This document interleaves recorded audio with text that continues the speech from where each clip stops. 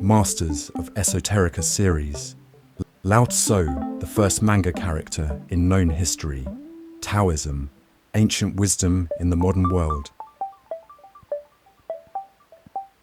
Welcome, spiritual seekers and curious minds, to Masters of Esoterica. Today, we're embarking on an enlightening journey through the realms of ancient wisdom and modern culture. We'll explore the profound teachings of Lao Tzu, unravel the threads of Taoism woven into our contemporary world through modern Eastern art forms like manga anime. The word manga, in fact, means an unfinished story, spacey and ambiguous almost, and ambient in its presentation. This is directly reflective of the old Japanese storytelling writing styles of Lao Tzu's time and style. A sort of graffiti-like sketching, at will of spontaneous universal influence, grabbing at thick, bold lines and intricate, skinny ones, and whatever piece of parchment lay nearby to draw crude, abstract characters that somehow, within their basic form of illustration and storytelling, are able to convey so very much. This is the heart of Taoism and Japanese writing, accomplishing more and using less to do so. The act of wu-wei, in a manner almost defiant to one's own self and societal influences, to achieve mastery of communication. So sit back, take a deep breath, and let's begin our exploration of the Tao, the life and teachings of Lao Tzu. Our story begins with Lao Tzu, a figure shrouded in mystery and legend, believed to have lived in the 6th century BCE. Lao Tzu is credited with writing the Tao Te Ching, a cornerstone of Taoist philosophy. The Tao Te Ching, often translated as the classic of the way and virtue, is a collection of 81 short chapters that delve into the nature of existence, reality, and human behavior. At its core lies the concept of the Tao, or the way, the fundamental principle underlying all of existence. Lao Tzu's teachings emphasize harmony with the natural world, the balance of opposites, and the power of simplicity and non-action, wu-wei. The famous yin and yang symbol encapsulates this philosophy, representing the interconnectedness and constant flux of opposing forces in the universe. Fast forward to our bustling modern world, and you might wonder, what place does this ancient philosophy have in our lives today? The answer, as it turns out, is everywhere. From mindfulness meditation practices that help us find inner peace amidst the chaos of daily life, to the principles of feng shui that guide the arrangement of our living spaces, Taoist concepts have permeated various aspects of contemporary culture.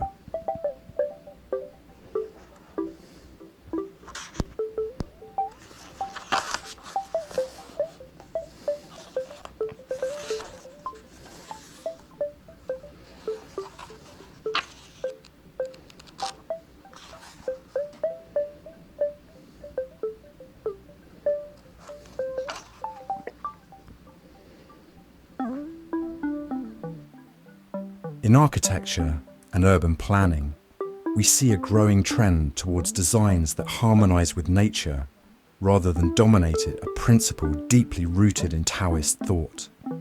The sustainable architecture movement, with its emphasis on working with the environment rather than against it, echoes Lao Tzu's teachings of alignment with the natural world.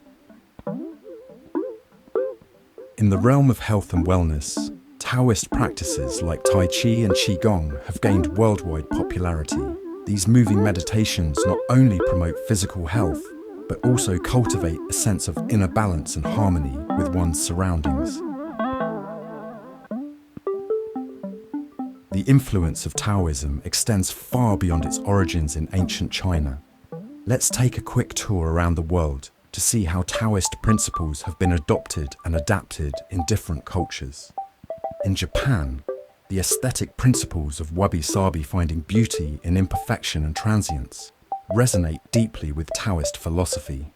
The serene simplicity of Japanese rock gardens, or karasan-sui, embodies the Taoist ideal of harmony with nature. In Korea, the indigenous religion of Muism incorporated elements of Taoism, blending them with local shamanic practices. This syncretic approach reflects the adaptability and universality of Taoist principles. In the West, Taoism has influenced various New Age spiritual movements and alternative health practices. The growing interest in traditional Chinese medicine, acupuncture, and herbal remedies can be traced back to Taoist concepts of energy flow and balance in the body. No discussion of Taoism's global impact would be complete without mentioning Bruce Lee. This martial arts legend and cultural icon brought Taoist principles to the forefront of popular culture through his philosophy and practice of Jeet Kune Do. In his book, Tao of Jeet Kune Do, Lee integrated Taoist concepts with his martial arts philosophy. He emphasized adaptability, fluidity, and the importance of being like water, able to adapt to any situation without losing one's essence. This philosophy not only revolutionized martial arts, but also inspired millions to apply these principles in their daily lives.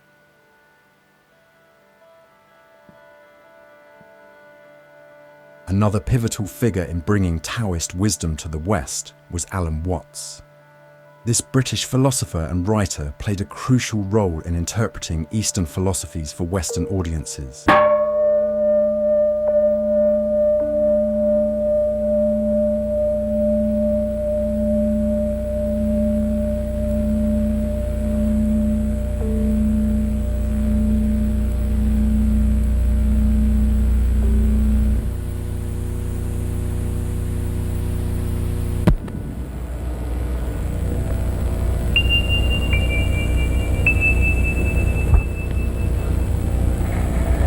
Well, we're still on the ferryboat Vallejo, my home, and as it happens to be a rather nice afternoon, we decided to come out onto the patio instead of working in the studio.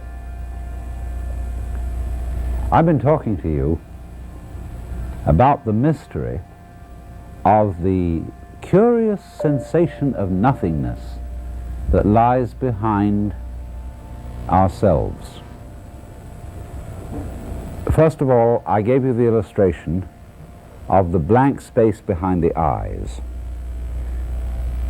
about the silence out of which all sound comes, and about empty space out of which all the stars appear.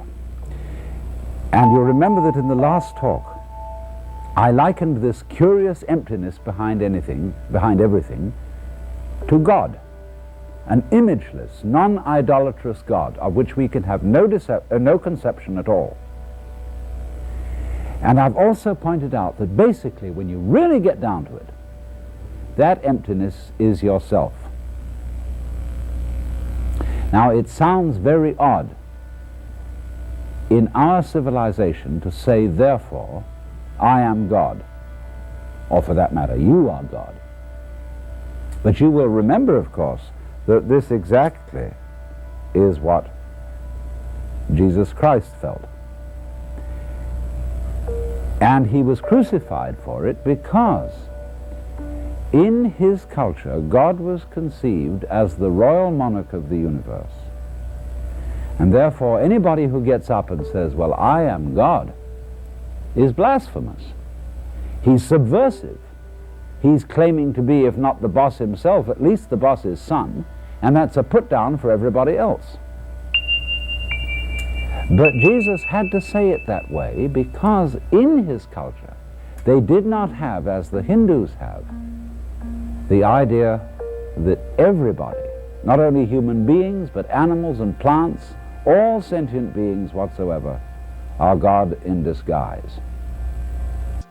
Watts's lectures and writings on Taoism helped demystify these ancient teachings, making them accessible and relevant to modern Western minds.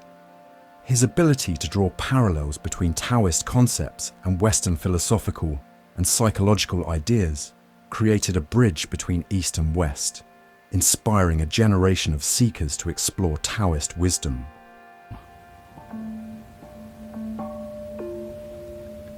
This is a Japanese Buddhist gong made of bronze and shaped like a bowl. If you don't have one of these, you can get the rounded end of an oxygen tank. have a machinist saw it off roughly into the shape of a bowl and use that. Or you can use your own voice, chanting. Another prop in meditation is the use of incense. And that is because the sense of smell is our repressed sense, and because it's our repressed sense, it has a very powerful influence on us. And therefore we associate certain smells with certain states of mind. And so the smell of incense is associated with peace and contemplation, and so it's advantageous to burn incense in meditation. The other prop is a string of beads. And these beads are used in meditation for an unconscious method of timing yourself. Instead of looking at a watch, you move a bead each time you breathe in and out, so that at a certain rate, you see there are always 108 beads on a rosary, and when you get to slow breathing, halfway around the rosary is about 40 minutes, and that is the usual length of time for which one sits in meditation, because otherwise you get uncomfortable and you get stiff legs and problems of that kind. Now then, the other thing, first of all, that we have to go into is how does one sit in meditation? You can sit any way you want. You can sit in a chair, or you can sit like I'm sitting, which is the Japanese way of sitting, or you can sit in the lotus posture, which is more difficult, which is cross-legged, with the feet on the thighs, soles upwards. And the younger you start that in life, the easier you'll find it to do. Or you can just sit cross-legged on a raised cushion above the floor. Now the point of this is that if you keep your back erect, I don't mean stiff like this, nor slumped like this, but just easily erect, you are centered and easily balanced, and you have a feeling of being thoroughly rooted to the ground. And that sort of physical stability is very important for the avoidance of distraction and generally feeling settled. Here and now, j'y suis, j'y reste, as the French say. I'm here and I'm going to stay. Well now, the easiest way to get into the meditative state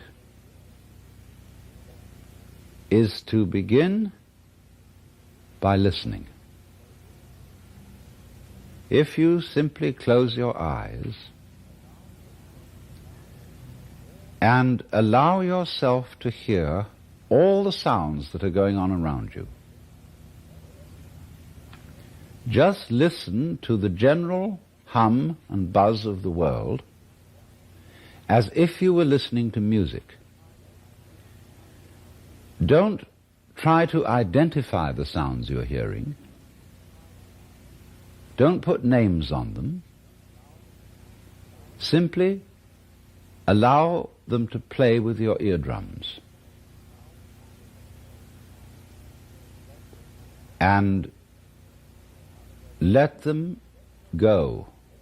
In other words, you could put it, let your ears hear whatever they want to hear. Don't judge the sounds. There are no, as it were, proper sounds or improper sounds, and it doesn't matter if somebody coughs or sneezes or drops something. It's all just sound. And if I am talking to you right now and you're doing this, I want you to listen to the sound of my voice just as if it were noise. Don't try to make any sense out of what I'm saying, because your brain will take care of that automatically. You don't have to try to understand anything. Just listen to the sound. As you pursue that experiment, you will very naturally find that you can't help naming sounds, identifying them, that you will go on thinking that is to say, talking to yourself inside your head automatically. But it's important that you don't try to repress those thoughts by forcing them out of your mind, because that will have precisely the same effect as if you were trying to smooth rough water with a flat iron. You're just going to disturb it all the more. What you do is this. As you hear sounds coming up in your head, thoughts, you simply listen to them as part of the general noise going on, just as you would be listening to the sound of my voice, or just as you would be listening to cars going by or to birds chattering outside the window. So look at your own thoughts as just noises. And soon you will find that the so-called outside world and the so-called inside world come together. They are a happening. Your thoughts are a happening, just like the sounds going on outside. And everything is simply a happening, and all you're doing is watching it. Now, in this process, another thing that is happening that is very important is that you're breathing. And as you start meditation, you allow your breath to run just as it wills. In other words, don't do at first any breathing exercise, but just watch your breath breathing the way it wants to breathe. And notice a curious thing about this. You say in the ordinary way, I breathe, because you feel that breathing is something that you are doing voluntarily, just in the same way as you might be walking or talking. But you will also notice that when you are not thinking about breathing, your breathing goes on just the same. So the curious thing about breath is that it can be looked at both as a voluntary and an involuntary action. You can feel on the one hand, I am doing it, and on the other hand, it is happening to me. And that is why breathing is a most important part of meditation, because it is going to show you, as you become aware of your breath, that the hard and fast division that we make between what we do on the one hand and what happens to us on the other is arbitrary. So that as you watch your breathing, you will become aware that both the voluntary and the involuntary aspects of your experience are all one happening. Now that may at first seem a little scary, because you may think, well, am I just the puppet of a happening, the mere passive witness of something that's going on completely beyond my control?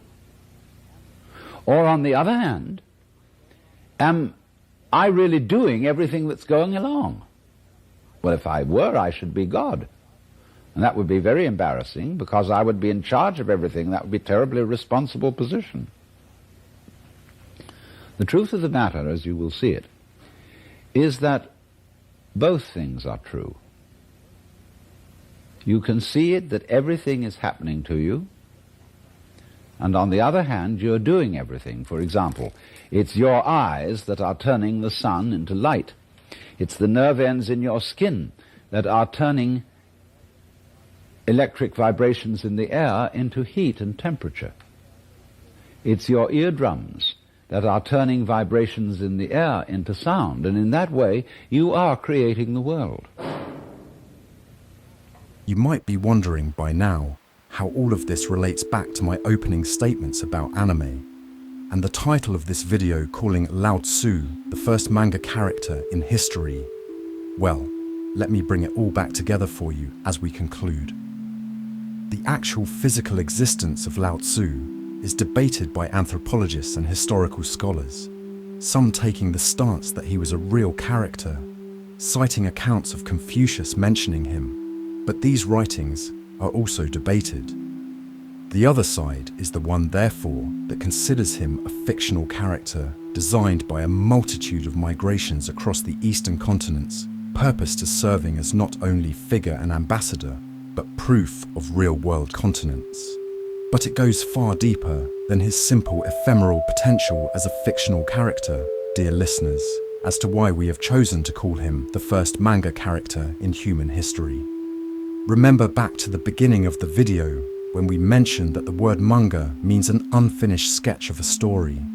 Then we went directly into discussing Taoism and used Alan Watts and Bruce Lee as its ambassadors.